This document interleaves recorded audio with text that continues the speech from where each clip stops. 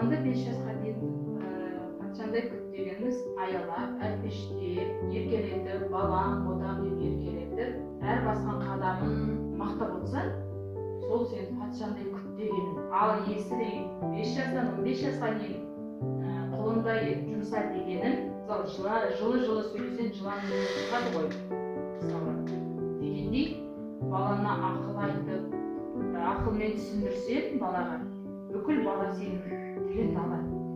Ал 15 жастан кейін осындай бол дегенім, мысалы әр бала көп қиындықтар балалар айта бермейді ешкім.